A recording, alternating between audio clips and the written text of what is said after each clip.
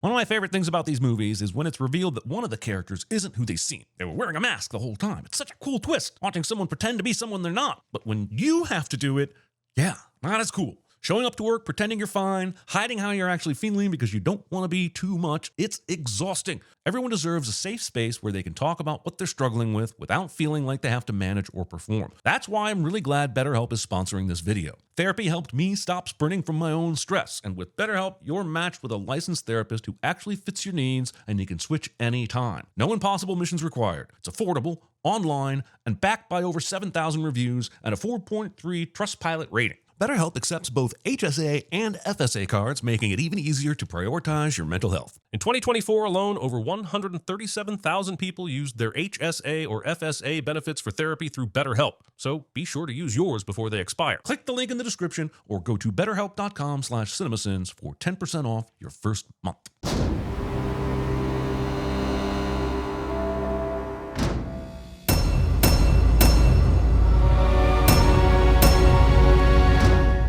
Attempting to purchase my goodwill with a perfectly reasonable 15 seconds of credits. In case you confused it with Earth, a number I don't have to hang around until after the credits to appreciate its significance. Having this many lights and still being in a room this dark. This chunky pregnancy test that gives no clear indication as to how one pees on or prods anything. Also, I spent far too long trying to figure out what this Stark logo meant and what the it means that the Starks exist in this universe when we know our DJ is going to be playing Dr. Doom and how weird that is. Several subreddits later and I realized it actually says Stork and the fault here lies with that Iron Man post-credit scene making me think everything is a Easter egg. It wasn't going to be for us, and we were okay with that. But that was before all the space radiation gave you bendy powers and me a transparent abdomen. Obviously, we're going to need protocols to account for our cell mutations, monitor for further cosmic effects. Reading. Nothing is going to change. Tell that to his sleep cycle and your cervix. Also, this may be the stupidest line in any movie in all of history. Babies change everything. For the remainder of the movie, I now have to put everything she says through the "this person is delusional and nothing she says matters" filter. We all know the story. But I'll rehash it here because the nice theater goers might not know the specific version of the story. I assembled the best scientific minds to come along. Who also happened to be my best friend, my wife, and my brother-in-law. You can't just say that and not comment on how nepotistically weird it is. And they returned with superpowers. And one of those powers is the ability to place cameras at the perfect angle to capture dramatic footage for all of us to enjoy on this special television broadcast. Everyone gets a moment of glory in this montage except Ben, whose powers have simply put tugboat captains out of business. Holy it's a demon from the Uncanny Valley just south of Mordor. Kill it with fire. Wait. The Fantastic Four saved my life. No one gives the people who engineered this building the kudos they deserve. It falls straight down 100 feet or more and doesn't collapse. The design cushions the landing enough for people to leave without broken legs. Mole Man's attempt to steal the Pan Am building was thwarted by the Fantastic Four. Any villain who thinks it's advantageous to steal an entire building is not a villain worthy of what appears to be the world's only superhero team. Gotcha! How the does the Human Torch, aka the Human Ball of Fire, save people without prematurely cremating them? The answer's in the comics? Well, they should consider putting it in the movie. I'm no upside-down monorail engineerist, but I believe that is not how welded-together load-bearing rails do their monorailing. Why take tips from Lyle Lanley when you have mind-warbling powers that could float the entire train to safety? This equation not only confirms alternate dimensions. Who wants to see a big explosion? Movie proves that audiences want to be shown things rather than told things. And yet this entire introduction won't take its own advice. It keeps telling me how fantastic the four are with very few receipts. It's a good thing this seat is empty. It subtly demonstrates how plush and one might even say downy they are. A stark contrast to the type of chair one might expect in this situation. Don't do that. Wash your hands first, please. I was on my gloves the whole time. Which means your hands were inside a sweaty and dark hole ready for germing. Whoa, sudden college girlfriend flashback. We'll try that. Ben just got on to Johnny for not washing his hands, but then he sticks his big old naked rock pinky into the sauce like a double standard asshole. No, it's not quite done. No, it could be done, but I'm gonna add a little more garlic. The MCU attempting to backdoor canonize the bear. You're late. What do you mean? Clearly he means you are late for your period, which is something he would be able to tell just by looking at you, thanks to that very specific superpower gifted to him by that cosmic ray.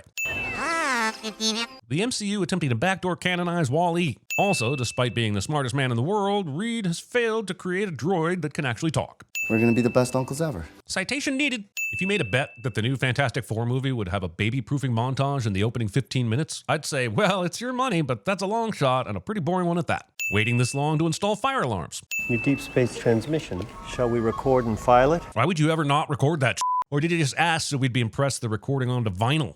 Hipsters. Bridge teleportation test. Chekhov's teleported egg. You'd think this scene would include a brief moment when the teacher tells the superhero to stop lifting cars to entertain the kids because the kids will mimic their heroes and lift cars themselves and then die horribly, but it doesn't. Flame off. Ben's ability to crush a solid object into ash is a power worthy of exploring, but the movie never does. Not even when he cooks, which is the perfect time to flex this skill. For the last few months, I've been tracking a small number of criminal organizations. You baby-proof the world. No, he baby-proofed New York City. The rest of the world either has its own set of superheroes for every city, or it can apparently go f itself. Also, wouldn't this have been a great thing to do even if the baby wasn't on the way? The NYPD should be pissed that he's been holding out on them. The sheer and utter bullshit timing of this new emergency after they were on the balcony for the other emergencies that didn't need their attention.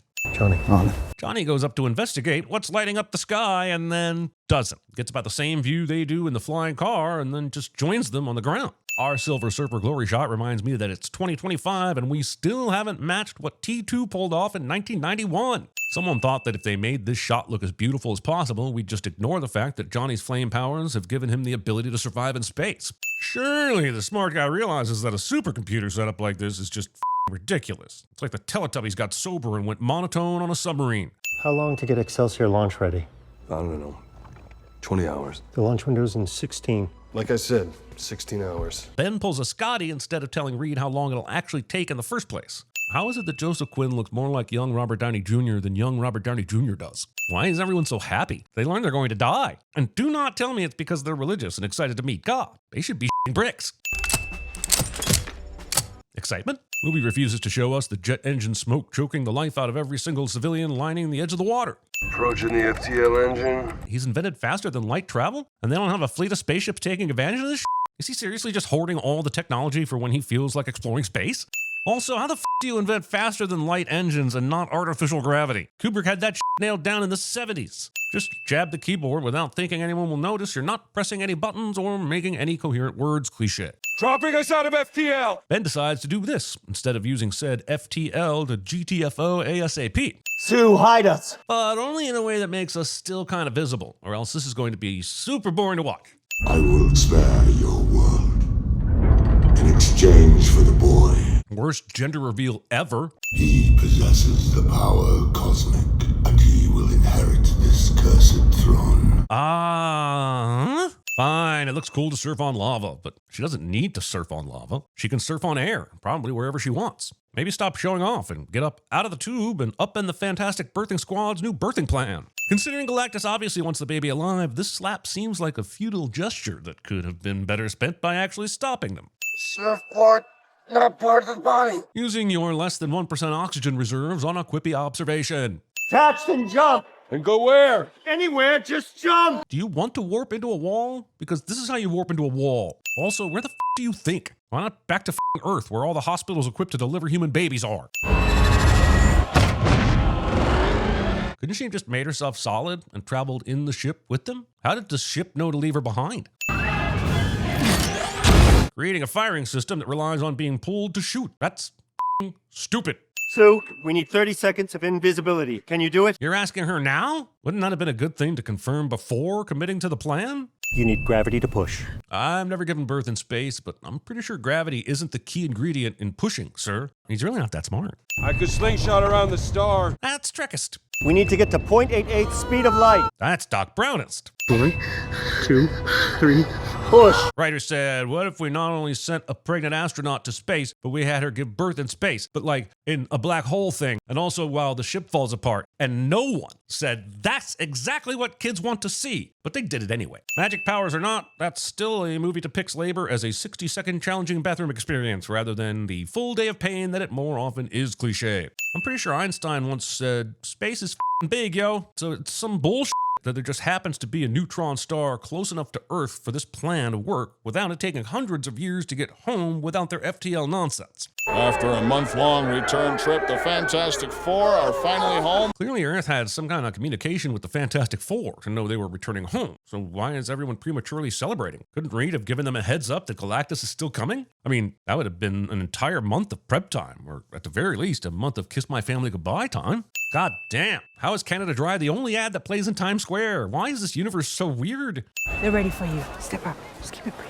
Holy shit, they're going straight into a press conference? She's carrying a damn baby, and they've been stranded in space for an entire month. Get these people some medical attention before sticking them in front of the media. I'm sorry, we don't have a prepared statement. You've had an entire month, genius man. He said, give us your child, and I will spare the earth. You said, what does that mean for us? Could giving Galactus the child save us? It's not often I'm called an optimist, but I'd hope the initial reaction to this would be something like, oh yeah, of course not. Let's talk about nuking him first. But the general vibe of this crowd appears to be, sucks, but at least you can make a new one. Now, we have a sentence translated, and we can use that to figure out what all of this means for Rosetta Stone to find him in Archimedes' leather. I'm sorry, but you are not using 3 words to figure out an entire language, unless those 3 words are Space Rosetta Stone. Also, even if he could translate the language, what makes him think that he can get a solution? Why would the transmissions say anything other than, we're getting nommed? Also, Rise of the Silver also, why does this suspiciously feel like the Human Torch's powers aren't all that interesting, so we need to give him something actually interesting to do? An unknown spacecraft, believed to be Galactus, has just passed Jupiter. Why is Galactus approaching so slowly? If his stroll through the solar system is reflective of his interstellar speed, then it would take hundreds or maybe thousands of years to cross interstellar space. And if there's some reason he has to slow down once he arrives at Jupiter, then I'd appreciate some ancillary media spelling it out for me with pictures and possibly panels. Designing your television to look like a 70s fireplace f***ed a spinning top. I invite the worst possible thing into my head to figure out how to hurt them before they hurt anybody else. CinemaSins. Sometimes you being you hurts me. Skip. No, 4 more. No, 4 more. This is our son, Franklin. No one can hear you. When Johnny and I were kids, our parents were in a car crash. Bucky. I will not sacrifice my child for this world, but I will not sacrifice this world for my child. Nothing like the power of a little wordplay and motherly vibes to de-escalate an end-of-the-world mob, am I right? We will fight this together, and we will defeat this together, as a family. I'm sorry, but the angry mob willing to sacrifice a baby to a giant alien is not the angry mob that's going to be swayed by the Dom Toretto school of uniting things. Give me a lever and a place to stand, and I will move the earth. We are going to move heaven and earth. Holy shit, that random metaphor ended up being the literal f***ing solution. Why didn't this ever happen to me? You moved an egg across the room.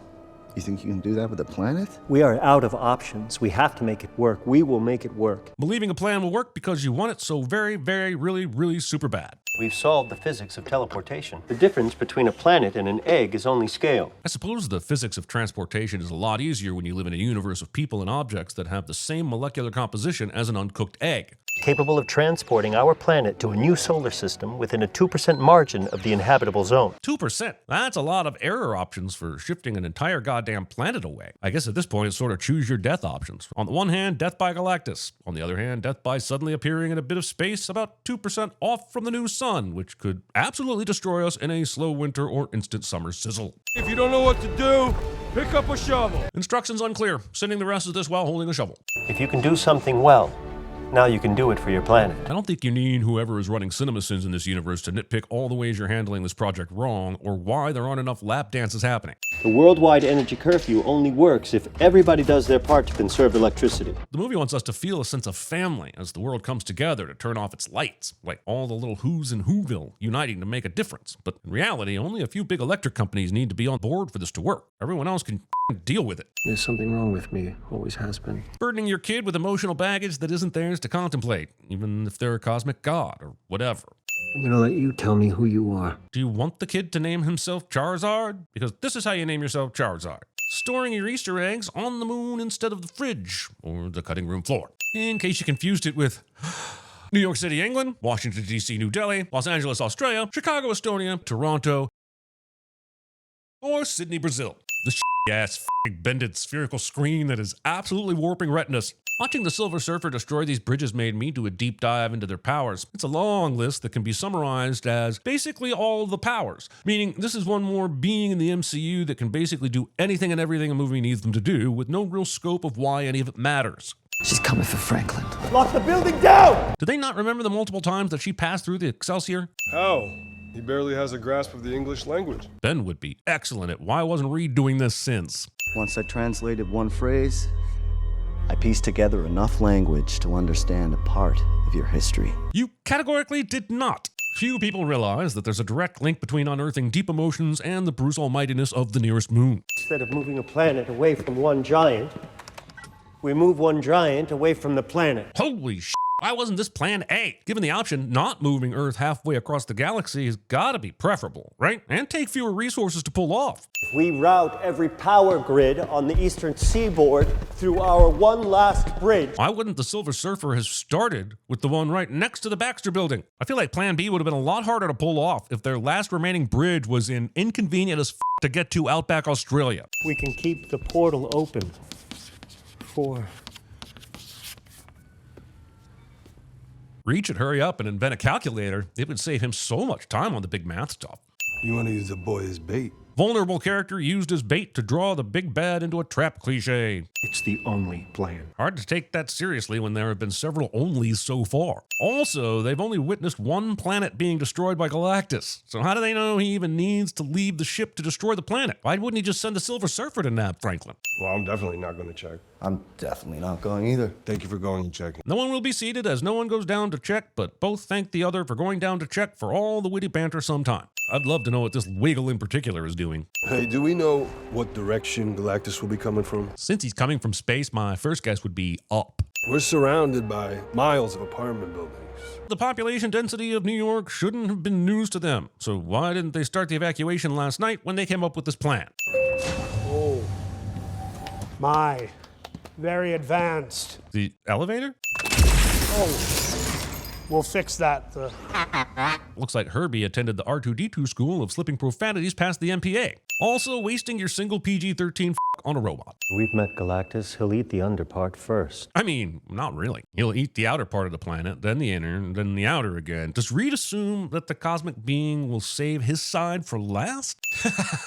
Either they had a subterranean bus sign ready to go, or some asshole took the time to make one in the middle of a planetary emergency. We must use the time wisely to be with the ones we cherish. And Ben chooses a school teacher he met the other day instead of his best friends and nephew. I just came to see you. Movie ends scene too fast for us to tell if her smile is a smile or a grimace, which helps me to know exactly how much of my ass needs to pucker. The only reason this plan has a slight chance of working is because the Silver Surfer doesn't come back and scoop the boy, thanks to Johnny's successful guilt tripping. But there's no way Reed could have guaranteed that. Johnny's stunt wasn't even part of the OG plan. Also, what's stopping Galactus from stomping on the bridge and then swiping Franklin? This plan had 0% chance of working, something that I find tough to swallow in your average comic book outing. But an even bigger kick in my unbelievables when it comes from the character touted as the smartest man in the world. The fact that they appear to have evacuated all of New York City but said, "F this boat in particular. This car can fly." It chooses not to so that we can see a fun shot of it zipping around on the ground over a ton of debris, which is dumb. Fly. Go get the kid. This cosmic god is slow as f. So when these four got fantastic, did the world just completely dismantle all of its military? They think a bit of fuel is going to take him down. Why aren't they using jets and tanks and any kind of military firepower to attack Galactus? We don't see a lot of Mr. Fantastic stretching powers in this movie, and I'd like to present the CG in this scene and the resulting goofy-ass Mickey Mouse looking gloves as exhibits A and B for why that is a net positive. Okay, I get Ben might have a rough landing here, but Johnny can f***ing fly. Why is he crash landing? I mean, great job, Sue, but why wasn't this plan A? He was one footstep away. She could have just pushed him over the line this whole time. Sure, there's the whole mom gets adrenaline dump and lifts car off baby thing, but her kid was at risk the entire time. Why sudden strength? Reed!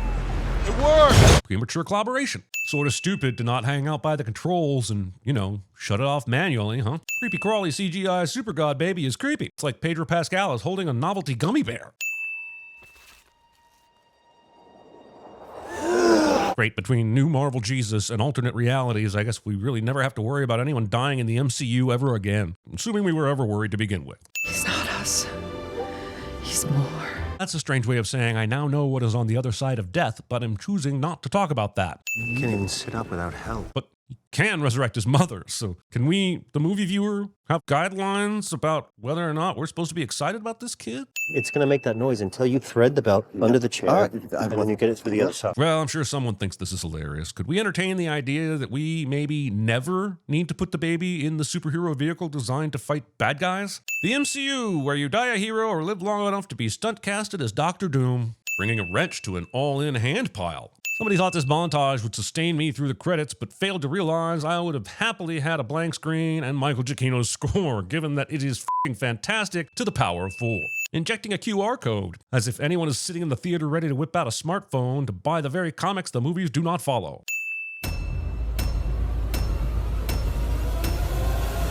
If you don't know what to do, pick up a shovel. But it suggests parallel Earths exist on different dimensional planes. Can you count, suckers? It's not quite done.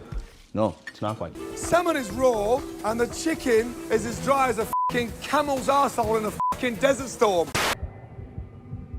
This has got to be the weirdest thing that has ever happened to me. Well, so far.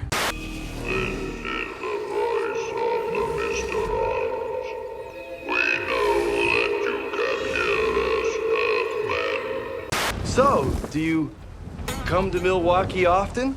I must get the child. But he's just a baby. Now you listen here. He's not the Messiah. He's a very naughty boy. You're talking about a god? What does God need with a starship? Dispatch a subspace message to Admiral Hansen. We have engaged the Borg. Welcome to Subterranea. There is no escape from the fortress of the moles. I feel thin, sort of stretched, like butter scraped over too much bread.